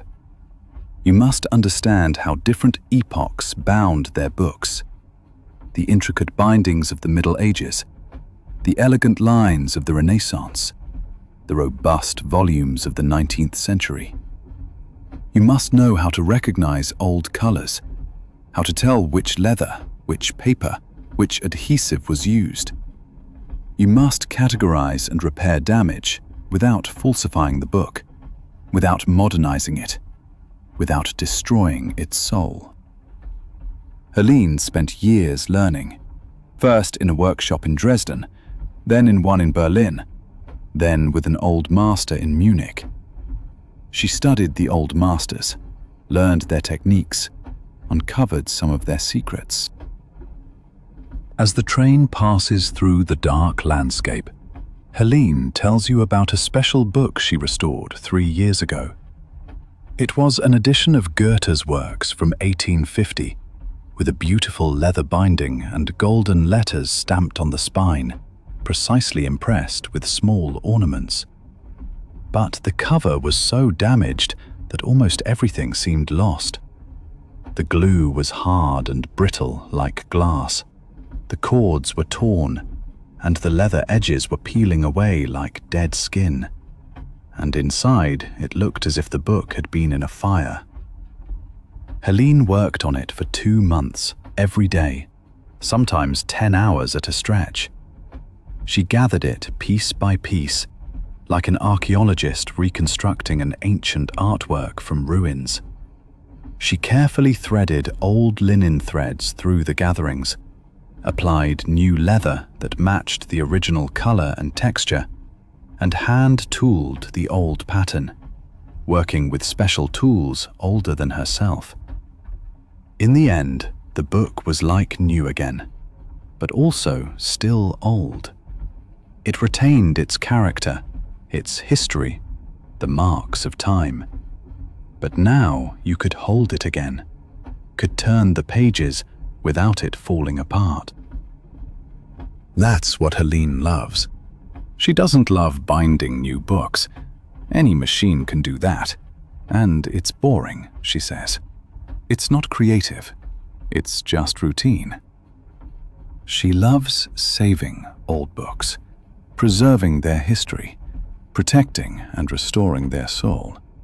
Because every old book is a piece of history, a window onto a lost world. The stains and scratches tell stories. Someone spilled coffee here. Someone wrote a note there. The paper is worn at this place because a particular page was especially loved. They are traces of human life, of hands that turned the pages, of eyes that read the words, of life that has settled in the folds of the paper. The train is arriving in Leipzig now. Outside, you see the city lights, the silhouettes of old houses. Helena packs away the book she showed you. Tomorrow she'll repair it in her workshop, and in a few weeks it will be handed to a collector, or perhaps a library. It will continue to live, will be preserved, will be read. And Helena will know that she made this possible, that her hands gave new life to a valuable object of history. The train slows, and through the window you see the lights of Leipzig. Helena carefully puts the old book away, as if tucking a newborn into bed. She tells you that the work is a matter of humility. You must be humble before the people who came before you, before their hands, their skill, their love of beauty. You must work respectfully, not destructively, but preservatively. And sometimes, she says, when you're working with a particularly beautiful book, when you see the excellence of the original craftsmanship, you feel small and inadequate. You ask yourself whether you're good enough to carry this task.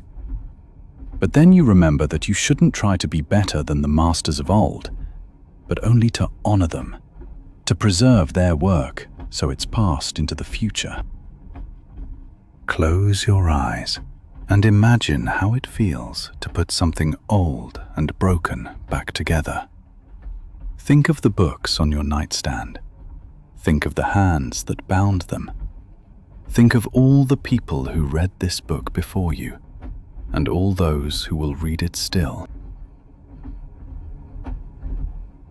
Sit still and listen, for now I'm going to tell you about a woman whose hands shape molten metal into bowls, as if they were living things.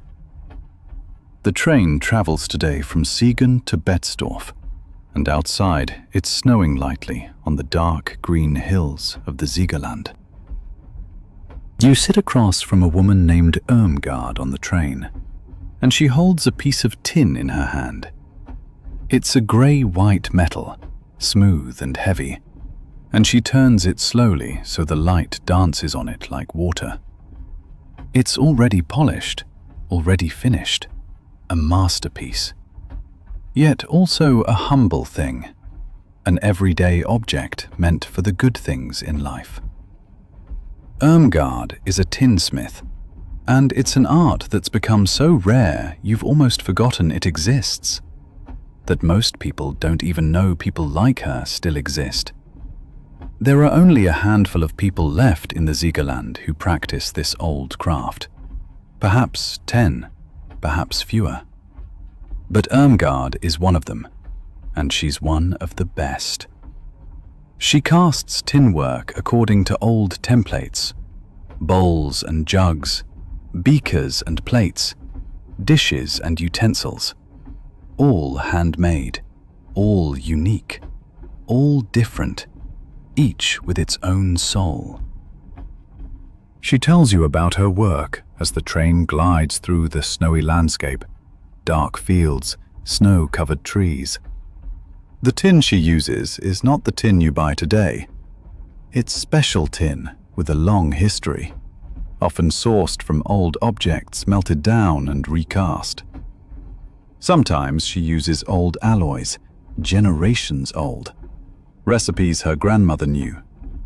Or she creates the alloys herself, mixing tin with other metals, silver or copper, to achieve the right color and texture, to get the correct luster that looks old and yet is new.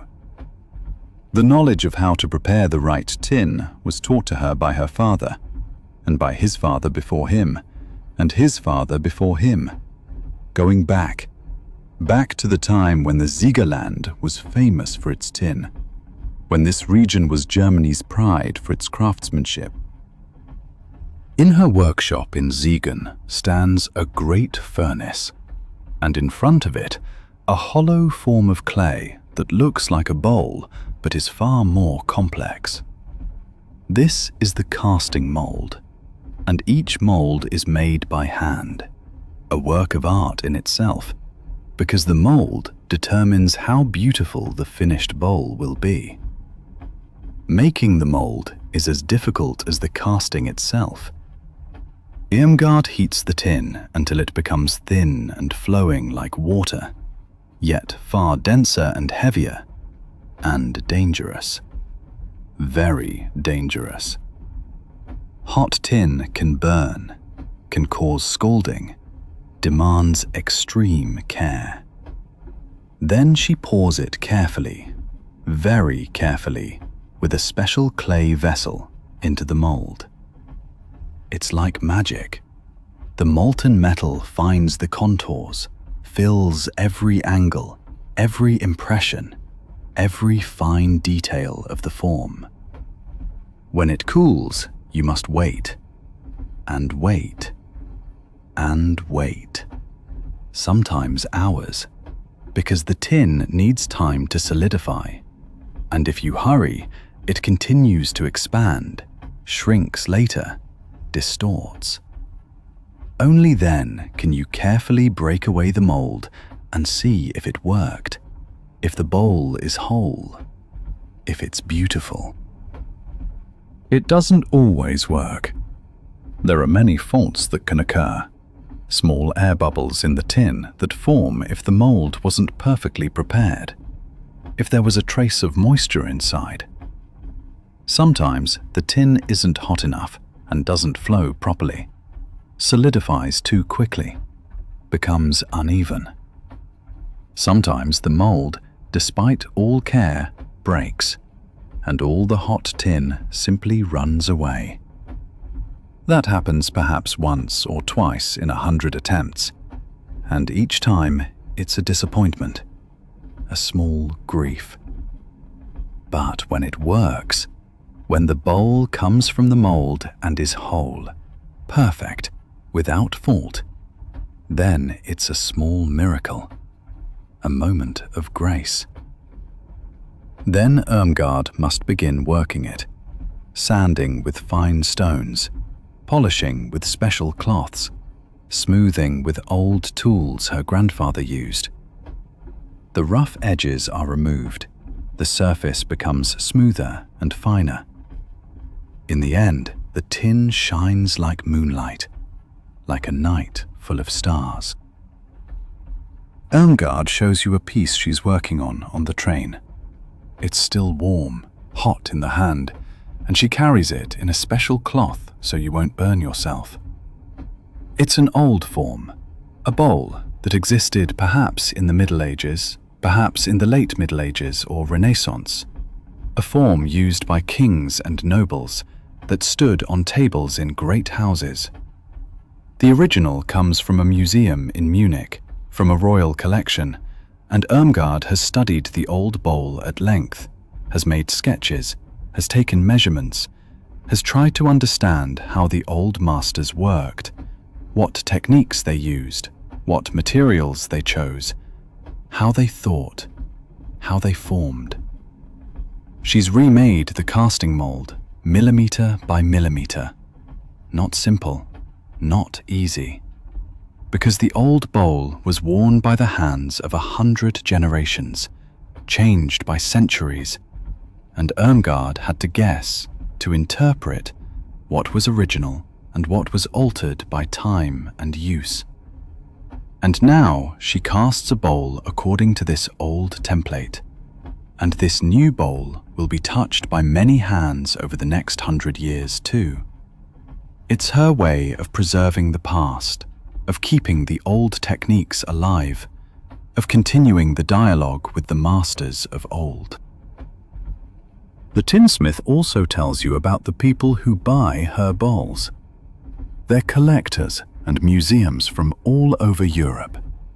People who understand that what Irmgard does is not merely craft, but art. Pure and genuine art.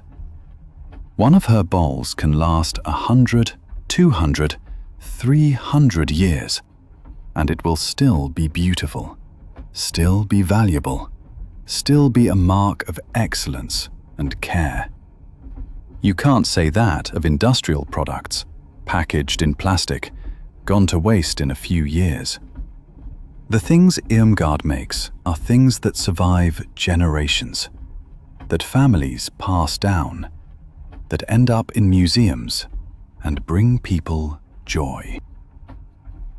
As the train slows, approaching Betzdorf, Irmgard leans back and looks out the window at the snow-covered fields, and there's a strange mixture of sadness and contentment in her gaze.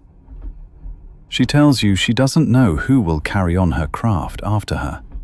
Her sons aren't interested in it. Neither has learned the trade, and there are scarcely any apprentices left in this country willing to spend years learning the art of tinsmithing. But she works anyway, bowl after bowl, form after form, as if the knowledge that time carries forward were flowing into the world through her hands. She works because the craft belongs to her, because it's in her genes, because she simply can't do otherwise.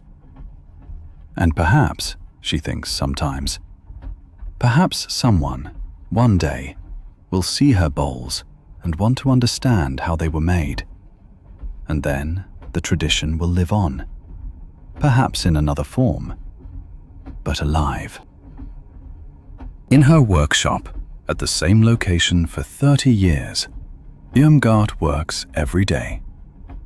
She begins early in the morning, before sunrise, because then the furnace is cold and she must heat it first. The work is strenuous, it's hot, it's loud. But it's also peaceful, she says. There's a simplicity in this work that drowns out everything else. You focus on the tin, on the form, on the perfect temperature, and everything else falls away. The problems of the world, the worries, the disappointments, all of it becomes unimportant when you can watch a bowl come into being. Think of the things made with your hands that came into being with dignity and slowness. Think of the tin that shines in the depths of winter, and of the women who shape it whilst the world sleeps and dreams. And the landscape outside grew softer. The outlines of the trees dissolved. The fields became dark expanses over which the moon sometimes slid its pale light. I felt how my breathing slowed, how my heart slowed, how the whole body let itself sink downward into the warm embrace of the seat cushion, into the warm embrace of this train that carried me without my having to do anything. It was a good feeling, a rare one, to be carried without effort, simply to trust that the wheels will keep turning, that the tracks will lead on, that morning will come eventually.